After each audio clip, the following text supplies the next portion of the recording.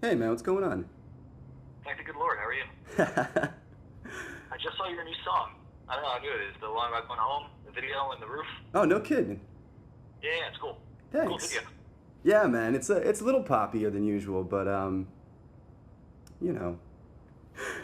How are you doing? Good. You still have an assignment? Yeah, I have a cool assignment, and I want to see if you'll take me up on it.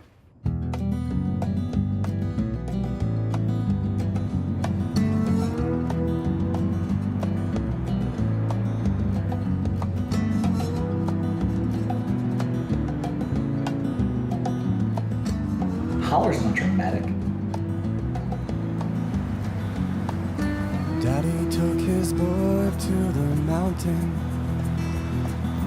Daddy took his boy up to the mountain and thought he had a better view, seen the dust and dirt down low, don't do.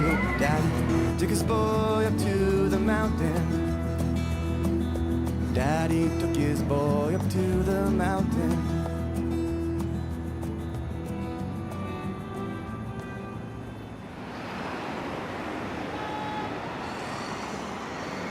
Born in New York, raised in New Jersey, grew up in a modern Orthodox Zionist home.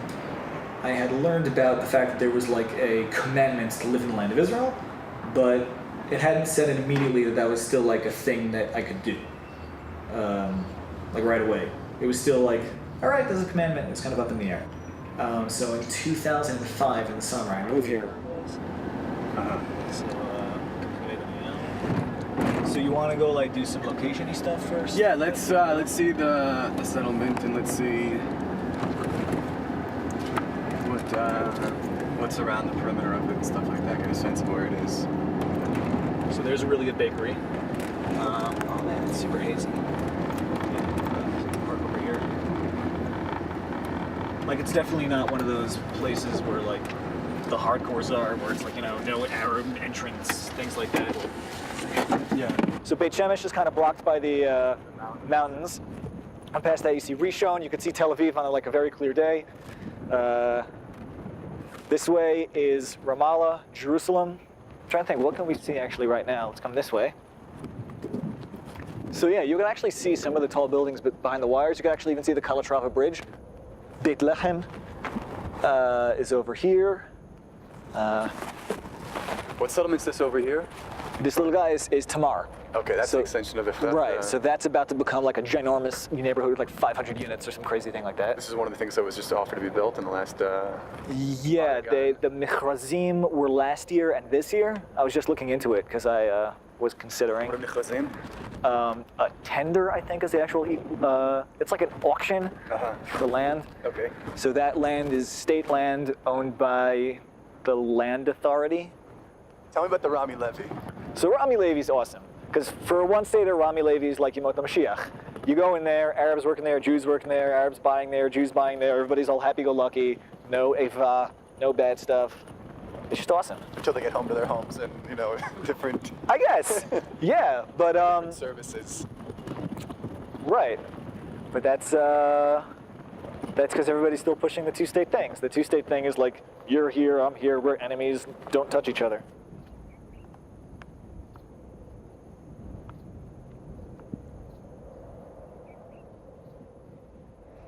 My perception, and I don't come to the settlements. I don't feel comfortable coming here. I can't find peace for myself, like coming here to spend time with people, knowing, for me, seeing what takes place outside of the settlements, the roadblocks, the lack of freedom of movement, the lack of democracy, whether you want to call it occupation or military occupation or, you know, any number of ways it's being described right now, that for me, I find it like very difficult to support. That being said, that's also like why like I'm doing this. It just gives me the opportunity to like branch out and reach, and because we've had such a close relationship for so many years, like whether you realize it or not, we've seen each other like sporadically over the last like I don't know how many years, like maybe 3? More. Okay. Since you've moved into the settlements, that I've seen less of you. Yeah, when I was living in Carnation Run, that's when I was playing with Holler. We would see each other all the time. Yeah. But that was beginning to be the end of it. When we recorded the album, I think you weren't married yet. But I was still playing with Holly when we got married because when we played the following Purim, I already came with bracha as like a married couple. Okay. Oh, the one in Saluna? Yeah, exactly. Okay. But you see, it's funny. Like I never made that connection. I always thought the reason that I was kicked out of the band was because Tamara was willing to play on Friday nights, and I couldn't play on Friday nights, and it was just. First of all, I don't think it was like kicked out as much as like a disintegration of the band and stuff. But I was less likely to like search you out because my conviction started to hamper my desire to like to judge you from the standpoint of being a seller as opposed to being a person. You know, that like in a way like it was like I was able to vilify you because you were taking that ideological stance. Oh wow! I never realized that was a factor. Well, no, I mean this is something that was like coming together for me over like since I'd been in Israel and stuff. I mean, I don't know. We didn't really talk politically, I guess, in terms of like. Right. It was mostly jokes. Mostly. Because there was definitely times when I was in practice and we would joke like, "I got to go back to Palestine now," right? You know, and things like that. That was definitely a thing. Right. Well, it's one of the hardest things about me, like in terms of like ideology and people here. Like, I would like people to speak more and to communicate more, but on the other hand, like normalizing relationships in a social situation while like a factor of you living here is the occupation. You know, not to say if you weren't living here, it'd be somebody else, but like no matter what, who is living here, it's an occupation that's causing like an incredible inequality and atrocity. Simple as that. Like the Jewish people, we have our own state, but we're doing everything that was done to us to Palestinians right now, more or less, with the exception of you know, organized genocide. You know. Yeah. And so I see like here is like a problem. And okay. So. Yeah, I mean, I'm trying to see where you like. I'll ask you: are you a one-stater or a two-stater? So yeah, I want you to answer because we keep sliding off the topic. Is like, how do you see yourself creating progress? How do you see yourself helping end the occupation through your presence living in a settlement? Two things. One, is settlers living in peace with Palestinians. Shows people, hey, it's possible. Are you living in peace though?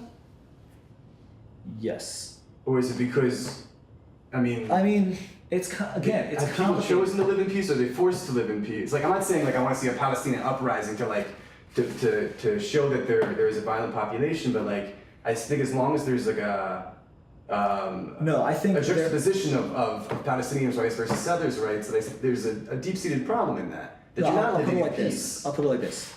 No, you have to separate peace and inequality. Those are two different things. Okay. Right? There could be peace and inequality. Inequality is still a bad thing in and of itself, regardless of peace. And you could have equality and people killing each other. Right? Those are two separate things.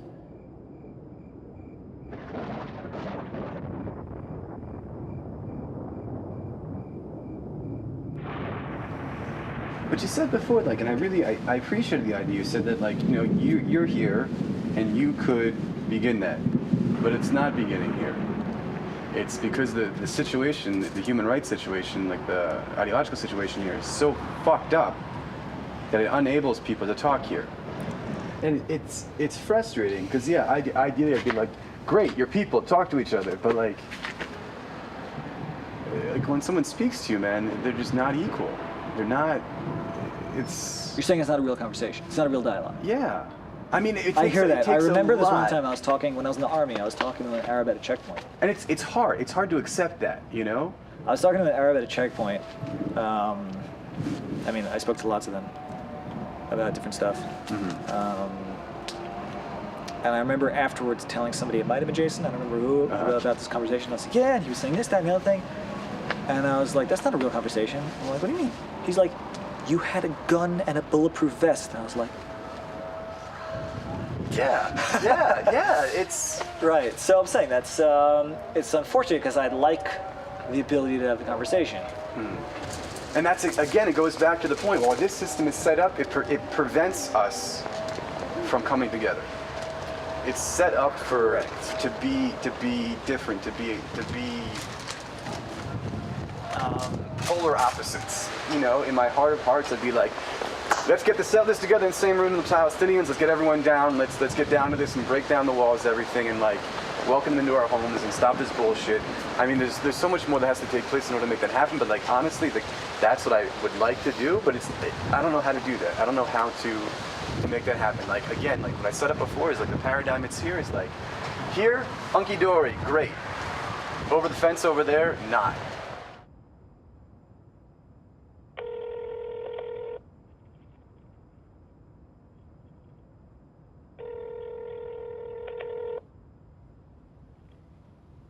Hello. Hey Zach, it's Ami. What's going on? Hey man, what's up? I'm good. How was your summer? It was a tough summer. What can I say? It was not an easy summer. Yeah, I wanted to see where you're at, especially after the summer. Yeah.